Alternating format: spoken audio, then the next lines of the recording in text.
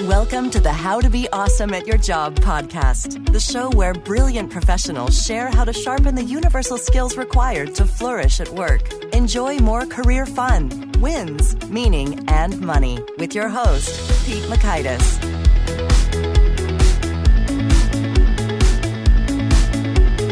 Hello, and thanks so much for joining us here for episode 148 with Dr. Chris Winter. We had a lot of fun talking sleep, and you're going to learn 1, insights on what it takes to achieve better sleep, 2, handy tools to enhance your sleep, and 3, how Chris helps professional athletes sleep their very best. So if you'd like to check out the show notes or the transcripts or the links to items referenced, that's over at awesomeatyourjob.com/ep148.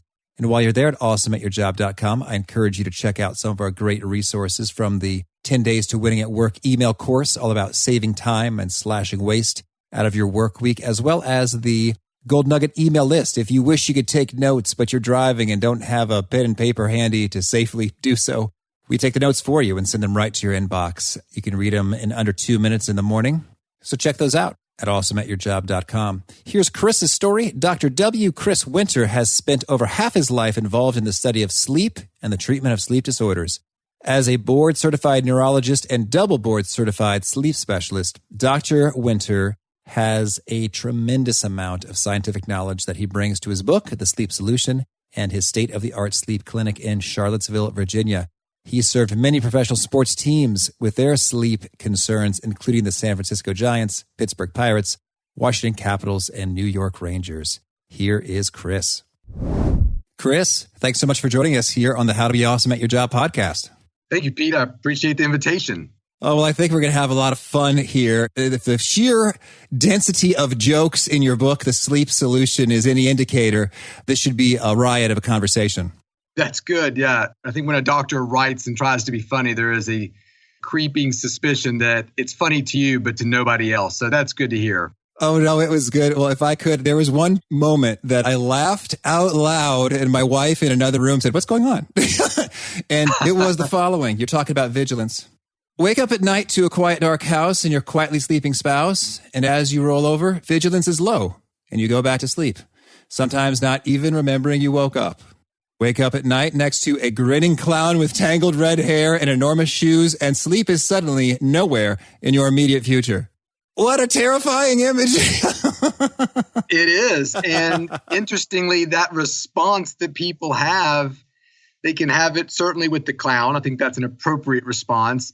I had a patient recently who talked to me about her hellish sleep. That was her adjective. I thought that was, wow, what a powerful, please, patient, tell me about your hellish sleep. Like, what does that mean? She said, well, sometimes, it'll take me an hour or two to fall asleep. And so I was waiting for the hellish part, and that was it. And so it was interesting that people can create a clown in their bed if given enough time, versus some people who might wake up or it takes them 2 hours to fall asleep and they kind of like it. Their boss isn't yelling at them. Their kids aren't making a mess of their house. It's just kind of a quiet time in a dark, cool, comfortable bed where you can just sort of plan out your weekend or think about your celebrity crush or whatever you want to do. So it's interesting how people's perspectives color sleep. Oh, that is interesting indeed. And so, I have a feeling I'm going to get too interested and ask too many questions for the time we have. We had Dr. Michael Bruce earlier on the show, another sleep master, and that was a ton of fun. So I'm going to start right from the get-go. Can you tell us, if you're thinking about this audience, professionals who like to make it happen, what would you say are some key sleep perspectives right off the bat you think they should keep in mind to be on top of your game sort of day after day? Sure. I think that, when it comes to sleep, you want to control what you can control.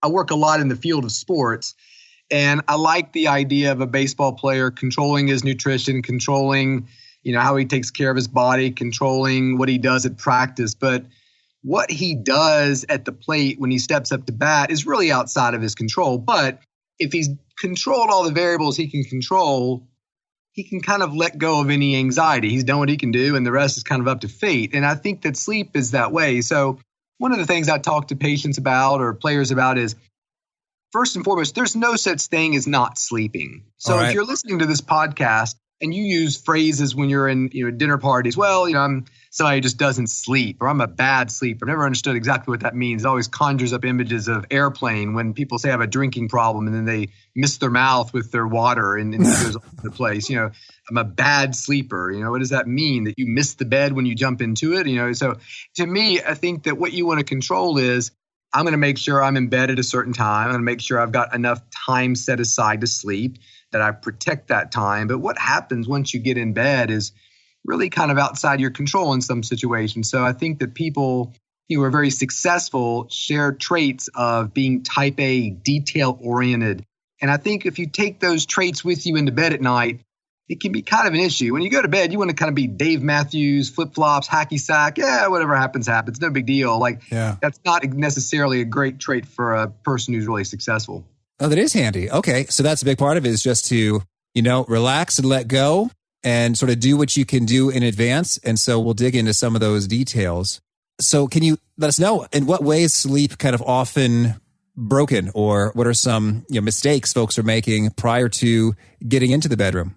There's a lot of them. One of the things that I would say about people who truly have broken sleep is sleep's interesting in the sense that you can kind of divide people with sleep problems into two camps.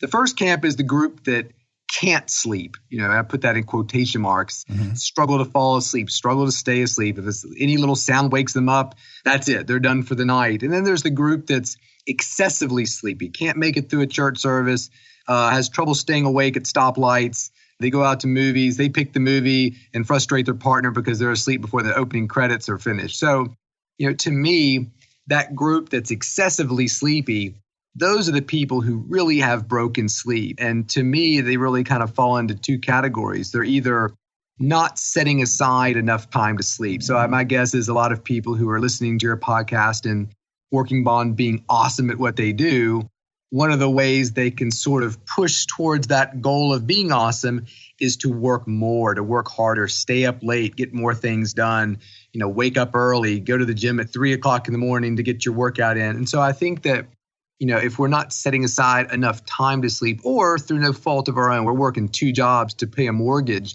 that can sort of shortchange the amount of sleep we're getting. The other group is, no, they're getting plenty of time in bed, but there's something intrinsically wrong with their sleep. They snore loudly. Their partner's been telling them for years they stop breathing. They have sleep apnea. They kick a lot. They have restless leg. They have narcolepsy. There's something like 88 different things that can be wrong with somebody's sleep. So to me, the bigger ones that we want to look out for are people who are having breathing disturbances at night, people who have excessive movement when they sleep at night, and then people that when you look at them seem to sleep a lot, yet still strangely are quite sleepy all the time. I gave a lecture about narcolepsy today. The average narcolepsy patient is like a 15-year gap between symptom onset and diagnosis. Oh, wow. That's a long time to think you're depressed or think that something else is going on, tick bite or vitamin D deficiency, when in fact you've got this chemical that's missing in your brain that helps stabilize wakefulness. So those are the things I would think about. Okay, certainly. So, well, I guess outside of sort of a disease, I guess I'm thinking about your folks who they're sleepier than they want to be on most days, or maybe half of days, and they seem to have a reasonable amount of time in bed. What kind of jumps to mind in terms of, tips, tools, tricks, tactics, other T words that enable you to take your sleep from, it's okay, to it's, optimal or best in class?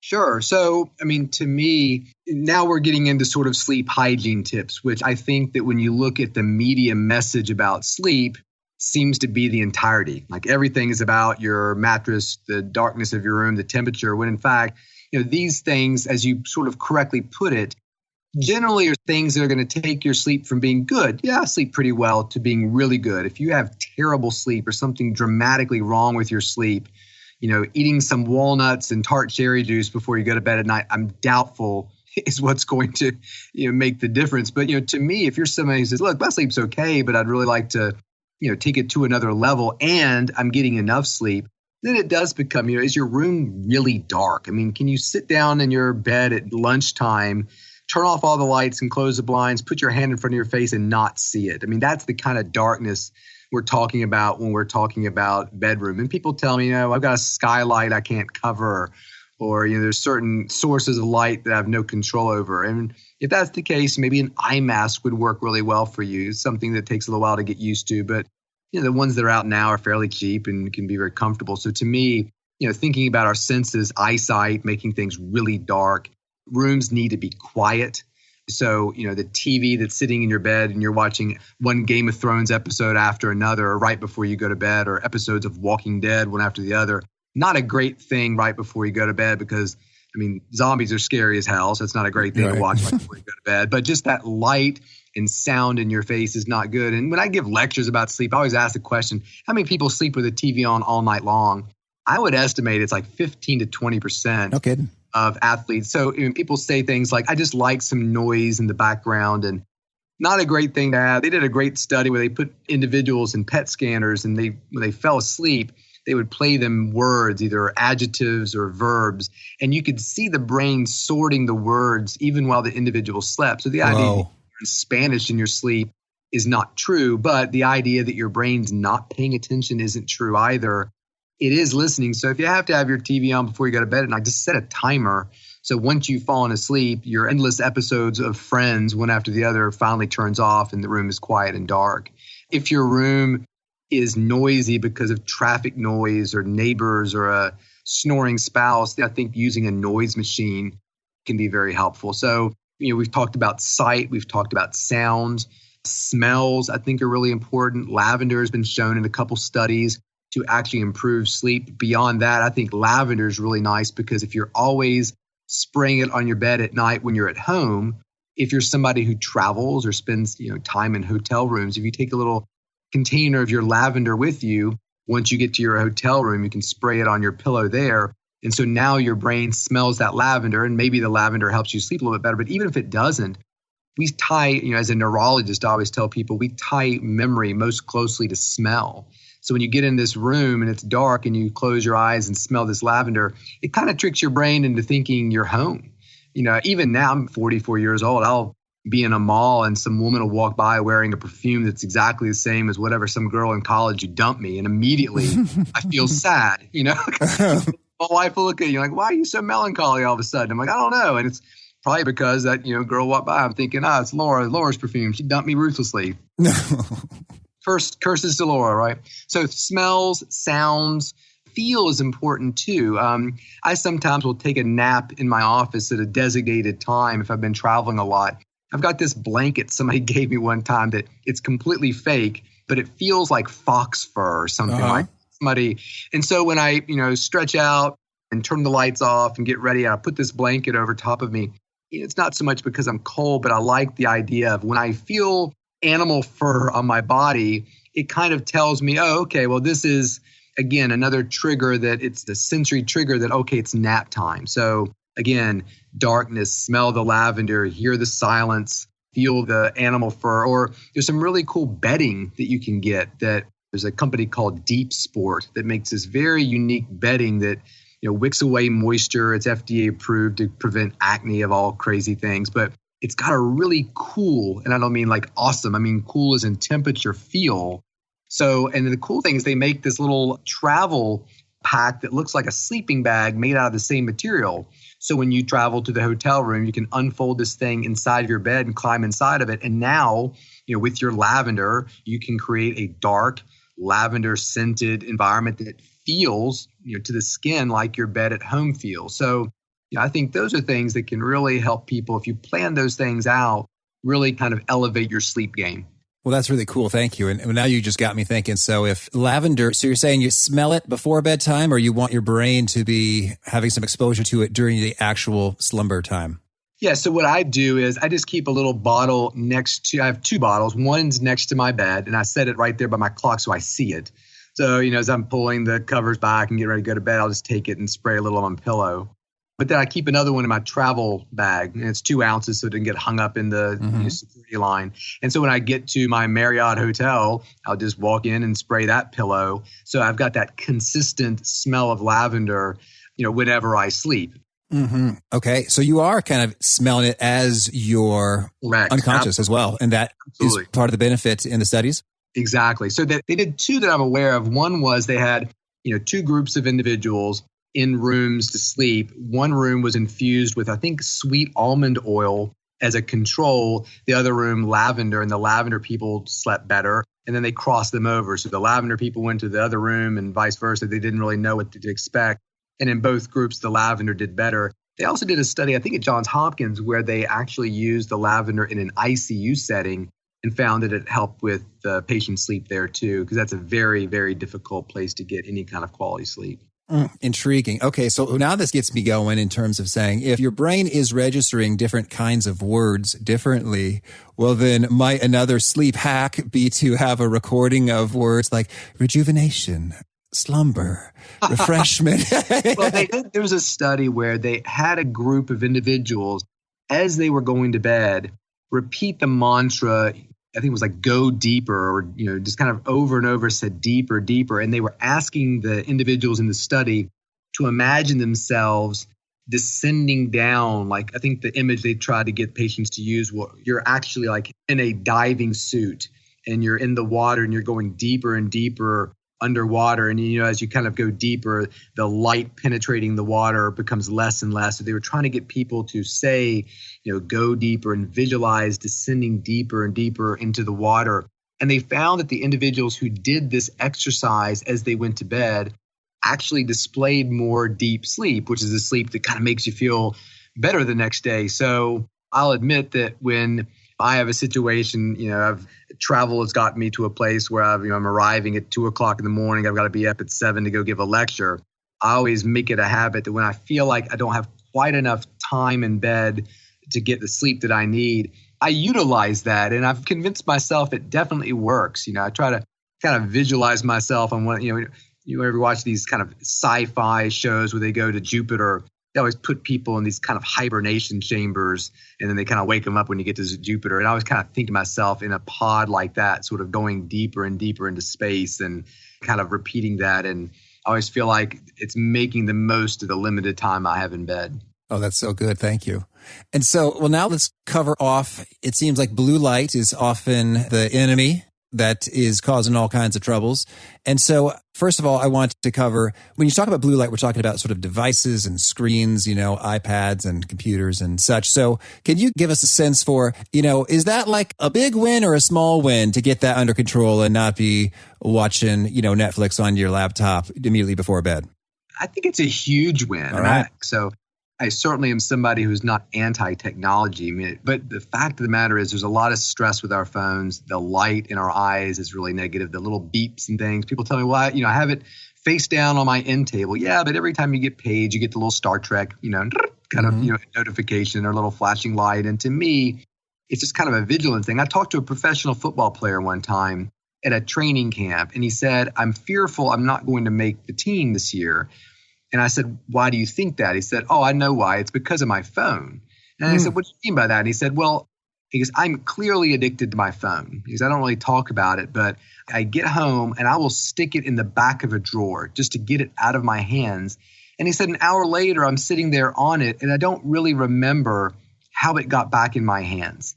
So, people are on these things so much. It's so easy to spend so much time, and having that light in your face is terrible. So I think, yes, if you can get your phone under control and put it somewhere like in the kitchen at night, that is great. Now, yes, if that's your only line of communication, you might need to turn the ringer up or have some sort of situation where you've set it so that only certain things go through at night. But people really need, I talk to kids about their phones all the time, and I love the excuse of, I need it in my room because of the alarm clock. It's like children, and my own were probably included, have no idea that we had alarm clocks before the phone came out. I said to that, I said, you can get like a Darth Vader alarm clock at Bed Bath & Beyond for about $10, right? I think that people come up with all kinds of excuses. So yeah, if you can get that phone out of your bedroom or your laptop or your pad or whatever, read a real book. Chuck Cicero did a wonderful study several years ago that said, look, if you actually read a physical book with an indirect light, it's much better for your sleep than reading an e-reader. Mm-hmm. Now, we talk about blue light as being the enemy. It's a great thing in the morning. Knock yourself out with that phone in your face when you first wake up in the morning. That's a wonderful, we want light in our face in the morning. But just that at night, you really need to kind of create a situation Ariana Huffington sells on her Thrive Global webpage this little bed. I mean, it's like a Barbie doll bed, but it's for your family's cell phones. And so it's a symbol for you put this thing in your kitchen and everybody puts their phones to bed at night. I'm assuming this connects to the AC outlet for charging purposes. It does. Okay, good. There's all kinds of little things on there. So it's a wonderful, symbol for your kids. I've tried to instill, when we get in the car, our phones go in the glove compartment. It's just a nice way to teach people the responsible way to use these things. But they are a real negative when it comes to sleep. And if you're somebody who says, look, I run into like Scouts. Scouts will tell me for these pro teams I work with, I have to be on my computer at night. So I have to have my scouting report done and ready for the team the next morning. If you have to be on something like that at night for your work, they have these real cheap blue blocker glasses that are great. You just put them on, and at least you're filtering out the blue-green light from your monitor, or get something installed on your computer. There's an app called F-Lux. Apple makes sort of a dimmer thing that basically when you're looking at your phone at night, it tends to dim the blue-green so your screen looks a little pink, but you're getting rid of some of those more negative wavelengths of light. So I'd love to get your professional take on this. I've wondered for a while. So I do have the F-Lux or Flux. I don't know how to say it. There's a period in the middle of the F and the Lux. But I always say F-Lux, but F-Lux, buddy. I thought Roy Orbison was blind until just a couple of years ago. So my perception of things means nothing. So, that's great. I use it. I have it. It's on. I also have some blue blocking lenses that the Uvex or Skyper, I think is the brand. And so that's cool. And I've got that. But could you, if you had to hazard a wild numerical guess, like if watching a straight up unfiltered full blue light episode of something amazing on Netflix right before bed is 100 points of badness and reading a book is 0 points of badness, where would you put watching a Netflix show with the F-Lux and or the Uvex or Skyper shades? I would probably say you've gone from 100% badness to 50%. I mean, again, some people would argue you probably shouldn't even read somewhere else. You shouldn't be reading in bed. I mean, whatever. To me, if somebody says, look, I like to read in bed. It's comfortable. It's warm. I read for 15 minutes. I turn my light off. I go right to sleep. I don't care if you read in bed. So to me, and thinking about Chuck's, study where people fell asleep faster. They got several, minutes more sleep at night. Their efficiency was better. I think you've gone from 100 to at least 50. I think it's a big gain by really taking advantage of things to minimize that light in your face. And then trying to do something, and then the content of what you're watching too. Like, instead of watching something about North Korea's nuclear capabilities, it's not a matter of if they strike, the United States win. That's probably not something great to watch. How about a documentary on Spandau Ballet? There you go. That's a perfect thing to watch before you go to bed. Okay.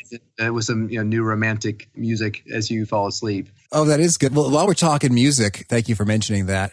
Is there some optimal stuff to listen to while winding down? I've heard, Marconi Union had a tune called Weightless or Breathless or something, which was like allegedly proven to be the most relaxing song in the world. I was like, whoa, is that a real thing? And how should we think about potentially using music as a relaxing force for slumber enhancement? A lot of people ask that, can I listen to music before I go to bed at night? I don't really have much of a problem with that. I think it's just important that if you're listening with, headphones or, some sort of device, that it's set. Okay, we'll listen to 20 minutes and then it'll cut off. Now, if you're still awake 20 minutes into the music listening session, I don't really have a problem with rolling over and turning it back on for another 20 minutes. Okay, thank you. Well, now let's talk about temperature for a bit. I guess the traditional wisdom is your bedroom should be a sleep sanctuary that resembles a cave. It's cool and dark and such and quiet. So I'm wondering, what is the optimal temperature and what if that feels too cold to you? Should you just find a way to adapt or should you just make it more comfortable for yourself? People who kind of explore these things are thinking, temperature may be as important as light, maybe even more so. So to me, my guess is the optimal temperature is somewhere around 65. If you said hogwash at 68, I'm not going to argue with you. So to me, I think that it's important. The bottom line is cooler is better. So if you argue with your spouse, as many do, whoever thinks the cooler environment's better probably wins. It's like the one thing men are right about in general. My wife and I kind of fight about that too. She's like, my God, it's so cold. She's walking around with some bearskin rug on. She looks like somebody out of The Revenant. You know what I mean? When, 11 o'clock at night comes around, she's freezing.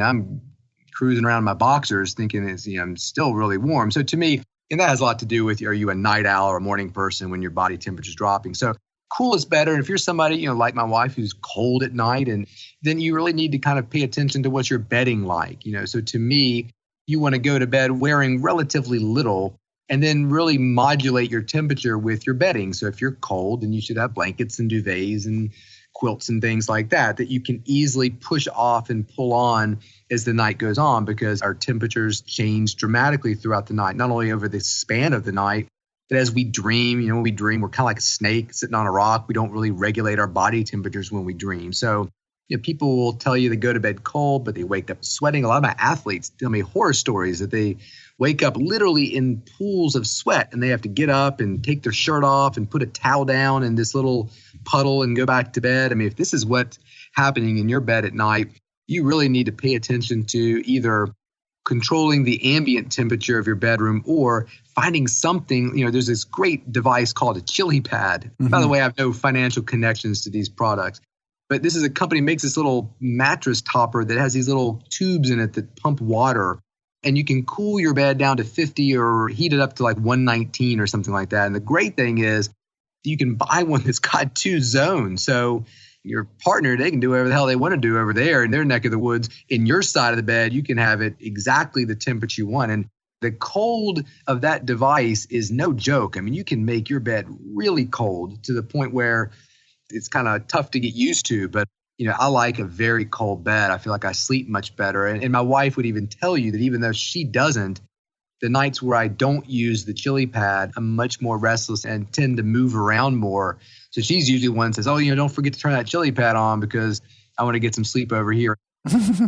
Well, that's fun. Well, it seems to me, though, that if it's cold such that you're uncomfortable and having trouble falling asleep, then that would be counterproductive. Is that fair to say? Yeah, and you've probably gone a little too far if that's the case. So no, when I get in bed, it's like, ooh, it's pretty exhilarating there, but it doesn't take long for me to kind of sort of normalize that. It's not like that all night long, although I'm sure some people would be. Now, your body temperature will raise the temperature of the side of your bed high. When you get in bed, the temperature will say, 55. If you look at it later in the night, it might say, 63, because it can't quite cool the bed that low with your 98.6 degree body, and it can keep it, quite cool. You've got that feeling of coolness sort of all through the night. What can you tell us about when you are traveling, you have a jet lag situation? What are some approaches to managing that? I understand there's something you can do with fasting. Yeah, so there's a couple of things you can do. And I find this kind of interesting because this is what we do a lot with our athletes. Number one, if you're somebody who's sort of a night owl, generally speaking, night owls tend to travel better than people who are more morning oriented, which is kind of interesting. So to me, when it comes to travel, it's really about a couple things. Number one, what is your purpose in traveling? Are you traveling from New York to LA? You're going to give a lecture and then come right back? Or are you traveling from New York to LA and you're going to be there for 10 days sightseeing and having a good time looking around California? So because that sort of influences what you want to do. There's an NFL team several years ago that basically said, you know what, our approach to travel is going to be, we're going to keep ourselves on Eastern Standard Time no matter what, which was nice that they were actually thinking about this issue, but very short-sighted in the sense that sometimes, when it comes to us feeling our best, adapting to a new time zone is the better thing to do. Sometimes, frankly, it's not, depending on, most people are sort of intellectually and athletically at their peak somewhere around 4 to 5 o'clock in the afternoon, which is kind of funny when you think about school start times. I mean, our kids are literally getting off the bus just as their little kid brains are starting to kind of, hit on all cylinders, which is an unfortunate thing if you're a child who's kind of a night owl and has to take a test at 8 o'clock in the morning. Is that true for adults as well? Probably so, yeah. I mean, as we get a little older, I think there is a general shift to being more advanced, meaning that maybe when you're young, 5 or 6 o'clock is your peak. Maybe when you're retired and living in Sarasota, Florida, maybe it's 3, So there's a general movement from the college night owl person to being sort of, we're living in Boca Raton and we get up at 3 o'clock in the morning, get our Vitamix out, and we're on the golf course at 6. we watch McNeil Laird and go to bed at 7 o'clock at night. It's kind of like, where'd grandma and grandpa go? Oh, they went to bed. I'm like, well, God, the sun hasn't gone down yet. So there is a tendency to kind of move that way, but not everybody. So when it comes to travel, if you were a bit more night oriented, you might have an advantage with that. But it's also important to kind of pay attention to, what direction are you moving? It's generally easier for us to travel west than east.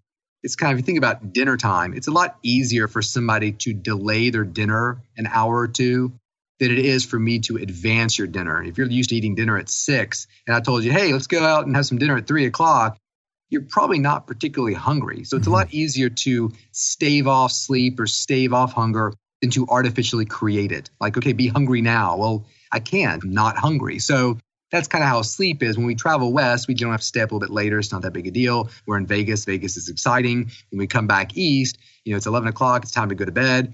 We don't feel like it because we're still on, West Coast time. So anyway, so travel, you have to kind of look at the person you are. You have to look at the direction you're moving. And to me, it really starts to rely on, okay, what are the things we can do prior to leaving? So getting yourself kind of moving towards a schedule of where you're going prior to leaving is important. And we can use light. We can use exercise timing. We can change the composition and timing of our meals.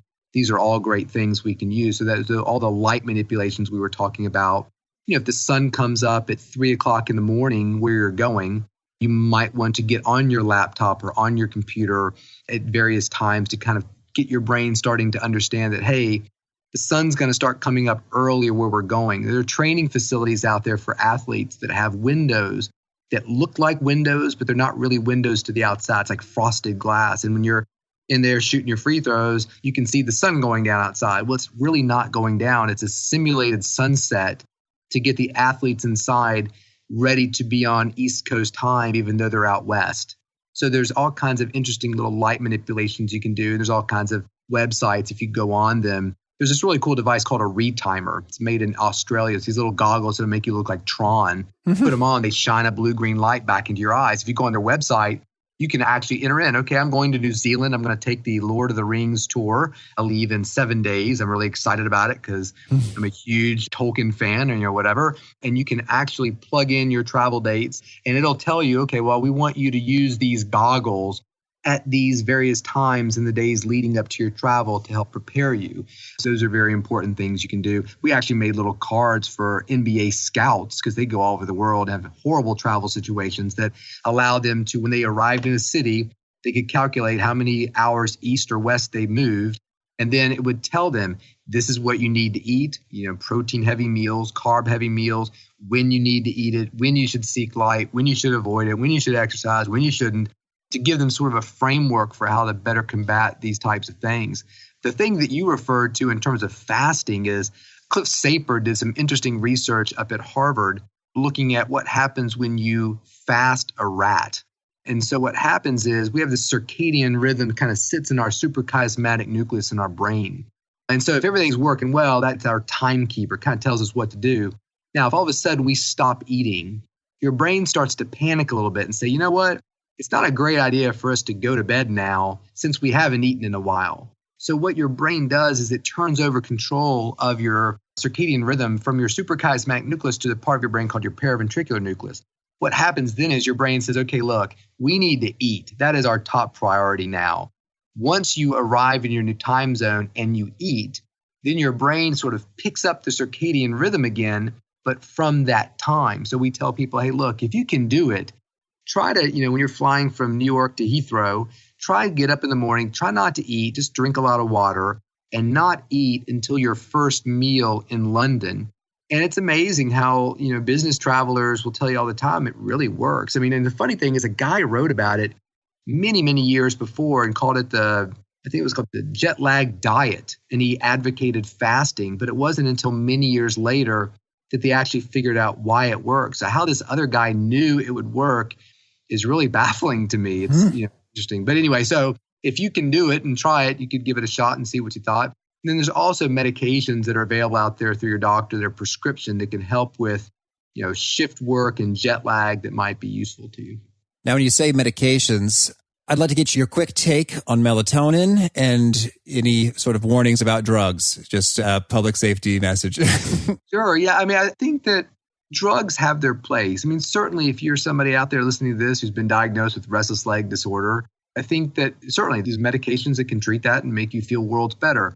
If you're somebody who says, look, I need a sleeping pill to sleep, I think you're wrong. You need a pill to sleep about as much as you need a pill to get hungry. I've never gone out to lunch with a bunch of people and, the chicken sandwiches and salads arrive and somebody looks at their chicken sandwiches, God, I'm really not that hungry. Does anybody have an appetite stimulant I could take to make sure I eat this food? Because I certainly don't want to starve to death. I've seen that. It's not the way I want to exit this world. I mean, people think differently about sleep than they do food. I mean, most people look at that chicken sandwich, like, I'm not that hungry. And they just move on with their life. Nobody's in the back of their mind doubting whether they'll ever be hungry again. But man, if somebody gets in their bed and has this idea they're going to bed at 11 o'clock and now it's 11:22, it can be a real, hellish situation for some people. To me, I think that there is a role for medications or sleeping pills, but they should be defined. To me, a sleeping pill should have a plan. And the plan is not, I'm going to take this until I see a white light and dead family members coming to greet me. That's not a great plan for a sleeping pill. Like, it should be defined. And if you're somebody who feels like, I can't sleep without a pill, you need to get control of that situation because you're shortchanging yourself that great sleep that we were talking about earlier. Very good. And so melatonin, would you put in the same category there? You don't want to be a daily user?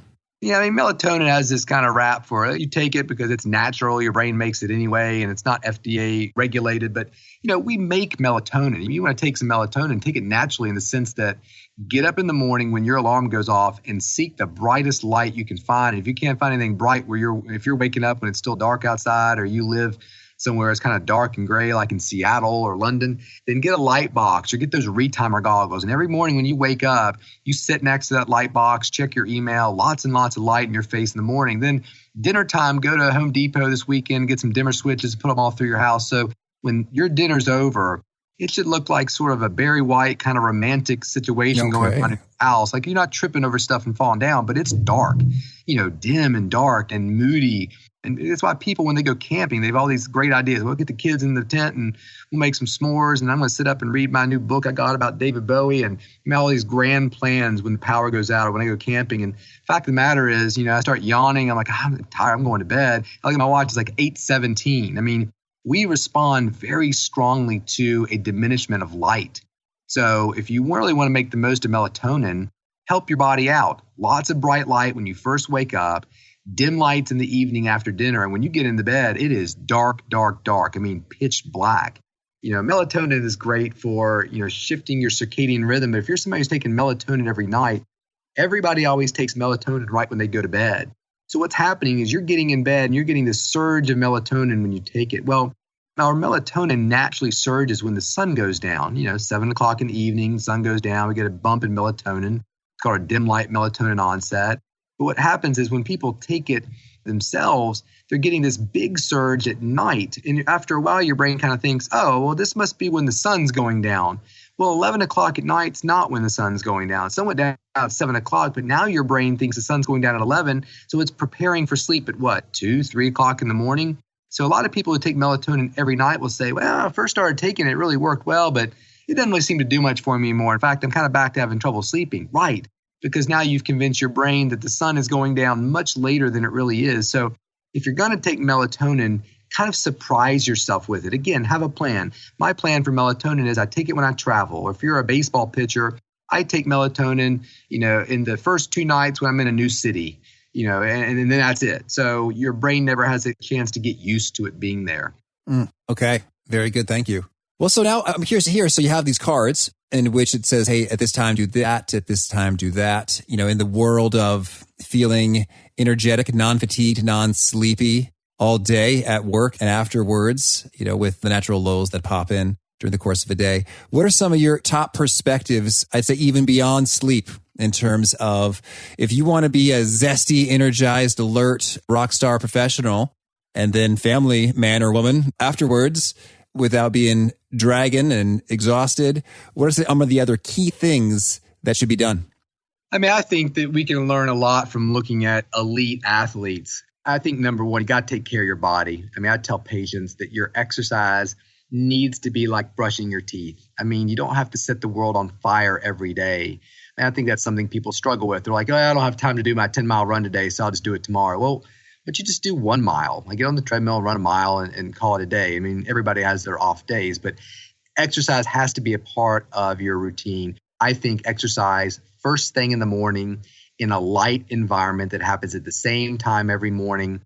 Get up at 6:45, have a bagel and some orange juice, take the dog for a walk or a jog, 15 minutes, 20 minutes out in the sunlight when you wake up, if the sun's up at that time, is about the best thing you can do for your sleep and really good for your body. So to me, got to take care of your body. Nutrition is extremely important. We have to fuel ourselves properly to feel good during the day. And, these athletes do a fantastic job of it. They eat the right things. They have good timing of their meals. They're very consistent. There was a really interesting study a while back that looked at people who ate a candy bar. And they had a study where people were given a candy bar either at random times during the day or at the exact same time every day. And it was amazing how much better the body dealt with the candy bar, almost as if it wasn't even a problem if you gave the candy bar to the person at exactly the same time every day. So I always think about military, say what you want about the military, their idea of consistency is awesome. You get up at the same time every day. And a big mistake a lot of people make is when they don't sleep well, they give themselves this little get out of waking up free card. Well, I didn't sleep well last night, so I get to sleep in until noon. Well, it's better if you don't. It's better if you create a situation where you set aside your 7-8 hours of sleep at night, whatever works best for you. If you get your 7-8 hours, great. You get up at 6:45, exercise, and start your day with a bagel and some orange juice. If you don't sleep well, it takes you a couple hours to fall asleep, or you, God forbid, woke up in the middle of the night, you were up for 1 hour. Big deal. You still should be getting up at 6:45. Well, I might feel tired the next day. Sure you will. That's a great message to your brain to, hey, next time you wake up in the middle of the night, let's not be awake for an hour. You want to make your brain kind of feel it. Really what's underlining a lot of people's problems with their sleep is they fear not sleeping. And why wouldn't you? God, every message we get about if you don't get your 8 hours sleep, you'll die of a heart attack or a stroke or some God forbidden combination of the two. So it's important that they understand, sleep's important, but if you have a difficult night, you still want to start your day off at the same time, avoid napping, and just try again tomorrow night. It's not that big a deal. My guess is second night's going to be a lot more. So we want to kind of reinforce to our brain, here's our 8 hours, use it or lose it. You're not getting any other time. Just like if you were in the Army. I always tell people, if I fail you as a sleep doctor, join the military, a lot of your sleep problems will be fixed in a week. Well then, could you now share with us a favorite quote, something you find inspiring? A favorite quote.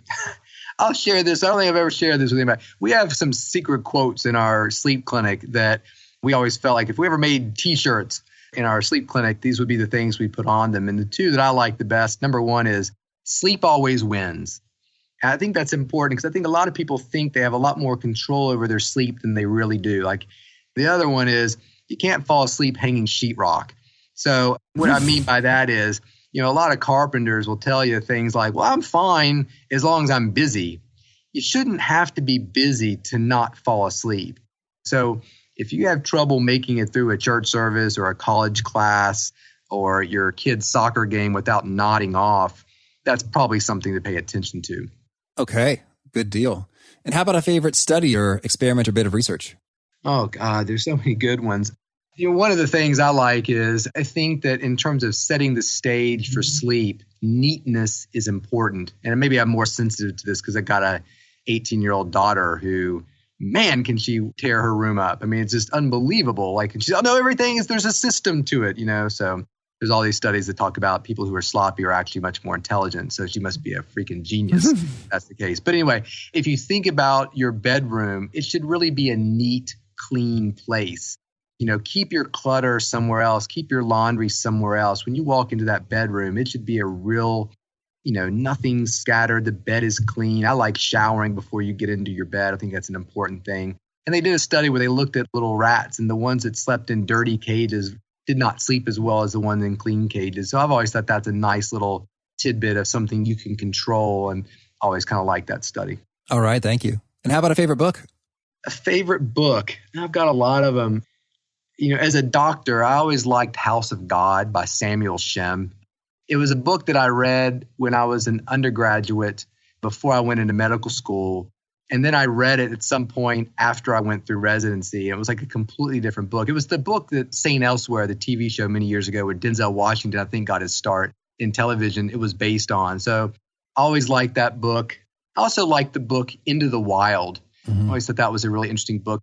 I like the idea of sleeping in nature. There's a really cool study that showed that men, if they slept in environments that were close to nature, had access to nature, they slept better. So I always thought that was kind of cool. Oh, yeah. And how about a favorite tool, a product or service or app, something that helps you sleep well or be awesome at your job? We've covered a lot of them. One of my favorite is, and I'm telling you this, if you need a gift for somebody, this is the gift to give them, is a device called a Nap Anywhere. So it's this little, it looks like a Frisbee. It's super lightweight. It's like the shape of a dinner plate. It can easily slide into your travel bag or your computer bag if you travel a lot. So when you get on the plane, you unfold it and it perfectly cradles your neck. So it's the best combination of function and size. I mean, I love, sort of a decadent sleep pillow or something for the plane, but the problem is your plane's arrived, you're now in New York, and now you've got this massive pillow and nowhere really to put it. This thing's awesome. So if you're listening to this, I would say get some little foam earplugs, buy a little $8 sleep mask off Amazon, get yourself a Nap Anywhere, and you just keep them in your travel bags. And the other nice thing is you don't ever have to worry about packing it. It's just there all the time. I put that Nap Anywhere on one time and I fell asleep and I woke up as the plane was coming up to the gate. And I said to the person next to me, I said, "Oh God, is there something wrong?" I said, "Why do we go back to the gate?" They're like, "This is the gate in LA. You've been asleep for 8 hours."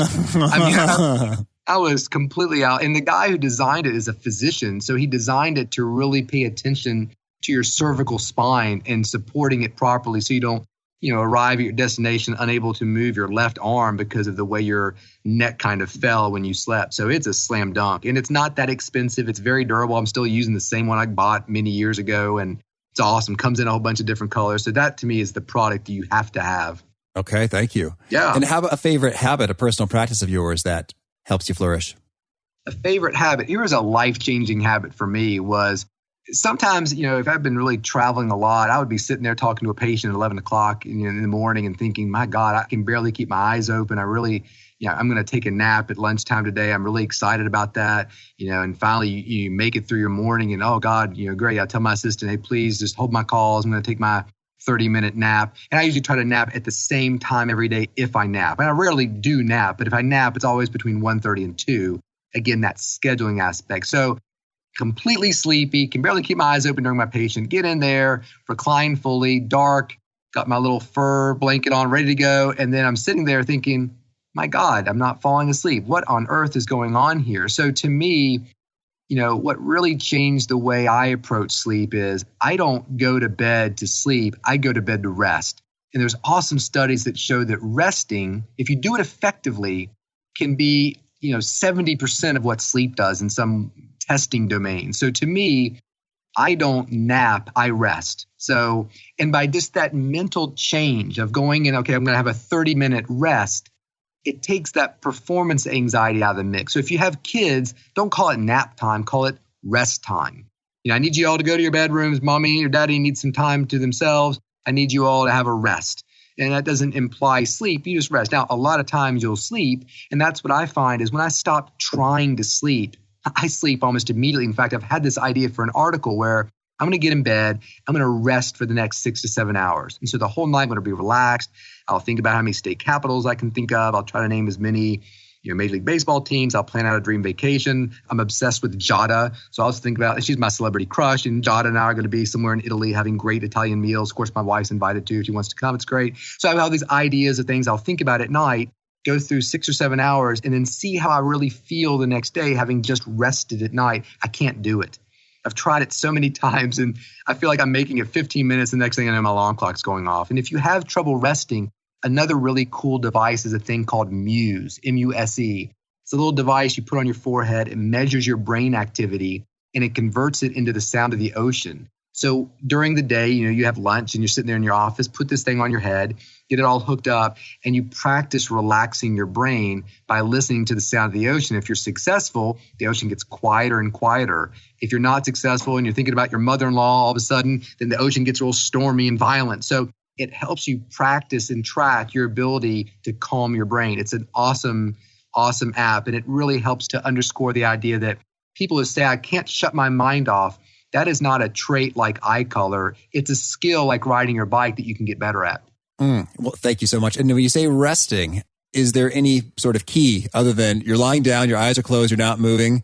Is there anything else missing from resting? I think that's it. I think you're horizontal. All right. You're in a dark, quiet environment, and you're at ease. Every now and then I'll get in bed and kind of realize, wow, it's 10 minutes since I've gotten in bed and turned the lights out. I'm still awake. I love it. I really do. I'm like, it almost makes me feel giddy. Like I enjoy that time. Like I certainly don't fear. Like, oh, okay, well here, what could I talk to Pete about next time he calls about, ways to be awesome. I'll think about that for a little while. And then, maybe it'd be kind of cool to build an outdoor fireplace. I wonder what's involved in that. I've tiled before. I wonder if it's any different than that. Like, I don't mind having time alone with, myself at night in a dark environment. And I think that when you start to extract the fear and loathing from the situation and you actually enjoy that time and you're relaxed about it, it really changes everything. Perfect. Thank you. Well, and so now I was going to ask, maybe you just shared it. Is there a particular nugget that you share in your writings or your consulting, your coaching, your speaking that seems to particularly resonate with folks that gets them nodding their head and saying, yes?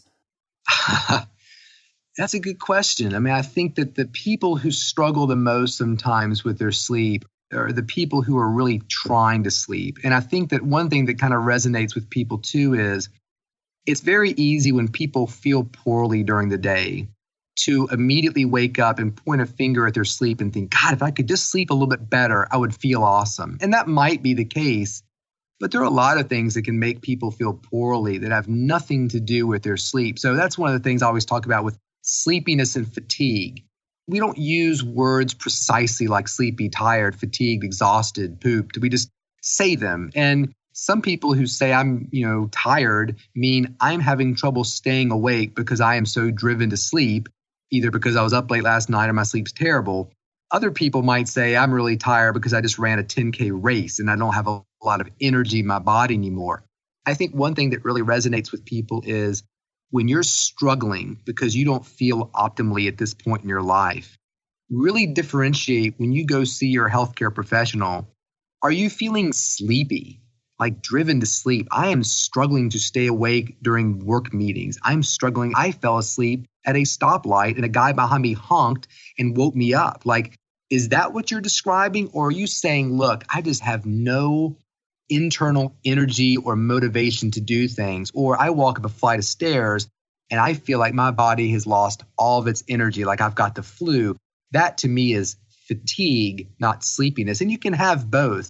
But I think starting a dialogue off with your healthcare professional where you've done the work to separate those things can really help to get your improvement off on the right path. And I think because a lot of times when people feel tremendous fatigue when they wake up in the morning, they're having an incorrect thought that if they could just sleep more, sleep better, that fatigue would go away. And a lot of times that fatigue is because you're a vitamin D deficiency, or your B12 is low, or you've got a tick-borne illness.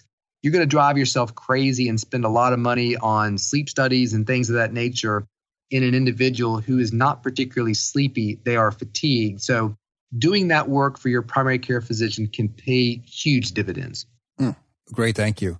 And Chris, if folks want to learn more, get in touch, where would you point them? Well, I mean, I would hope that people would read my book. If you've tried all the little tips, I've had my room's dark and I've got the blanket and this and that, and things aren't working for you from a sleep perspective, I really feel like my book is a step back from that to say, okay, let's really think and talk about sleep fundamentally and move forward from there. So I think that's a good resource. I think if you're somebody who is medically struggling and you're not getting the support you need from your primary care physician, there are wonderful sleep specialists all over this country. Reach out to them. I mean, sleep strangely, even though it's one of the top 7 complaints patients bring to their doctors, sort of moving patients towards sleep specialists is not something that's always on their mind. So if that's the case, you might need to advocate for yourself a little bit and do that. So to me, I think those are important things. And to just, seek out good sources of information, the National Sleep Foundation, American Sleep Association. I'll have wonderful websites that have really good evidence-based scientific stuff about sleep on there. I'm a neurologist. I've been involved in sleep since before I could legally buy a beer. So hopefully my book will help to kind of bridge that information gap that's sometimes lacking out there, and hopefully do it in a fun way, because sleep's fun. I mean, it's super fun, and I hope that my book makes it that way. Oh, good. Thank you. And do you have a final call to action or challenge for those seeking to be awesome at their jobs? Yeah, I mean, I think that the biggest thing for me when I work with a business or a team is create a culture of sleep. Like, that's step one. Forget the device on your wrist and all that stuff. Like, you want to create a place where if you're an employee or you're the boss of people, that they understand that sleep's important. It's important to you. You know, Ariana Huffington naps and keeps windows open in her office so everybody can see she's doing it. She doesn't want to hide it. You know, it shouldn't be something where you got to sneak out to your car and do it. You want to be in a place where you foster a supportive and a sort of a sharing environment where if you're not sleeping well, you're having trouble with sleepiness, it's not looked at as a weakness any more than if you had a headache or, God forbid, somebody in your office had a seizure. I mean, these are all medical things. And the person who has a seizure doesn't mean he's weak. It just means he's got some electrical instability in his brain. And we need to talk about it and figure out ways he or she can fix it and move on with our lives. So I think if you're in a position to influence culture in your workplace, you know, I was just up in New York with LinkedIn. They did a whole sleep fair at the LinkedIn New York office. It was awesome. From 10 to 2, they had speakers come in and products, and just through this big kind of sleep party, people were given pajamas and encouraged to wear them. And it was really fun and informative. And if there's a little way you can do that with the place where you work, where you make sleep fun and tangible and exciting, I think you could really change the way not only do you feel, but the way your office feels too. So I think that'd be a great step towards more success. Oh, perfect. Well, Chris, thanks so much. It's been a blast, and I hope that your book and practice are just explosively successful. Hey, I appreciate that. I really do. And good luck with your ventures too. I think what you're doing is very important. I think Chris really helped me out a lot when it comes to how dark is dark, in terms of the image of it should be kind of romantical, you know, at night in your home, sort of the mood of the light, as well as in the bedroom itself, that you cannot even see your hand in front of your face. So I've made some steps to get things extra dark in my life, as well as extra cool. And I really have seen a difference. I can see it on my little Fitbit tracker there. The extra cool, extra dark has been extra good. So I hope that enhances your slumber and rejuvenation and alertness on each workday. And again, if you want to reference some of these items, the show notes, the transcript, the links to the nifty tools and gadgets Chris mentioned, that's over at awesomeatyourjob.com/ep148. And I do recommend you push the subscribe button if you haven't already. You can catch our next guest. It's another Chris Edmonds. He's talking culture. And boy, does he have a world of experience in seeing how that becomes real and trackable inside organizations. So I hope to catch you then, and peace. Thanks for joining us for today's episode. To get the most out of this conversation, visit awesomeatyourjob.com to find today's show notes, transcript, and infographic summary cheat sheet. For more entertaining professional skill sharpening, be sure to subscribe to catch the next episode of How to Be Awesome at Your Job.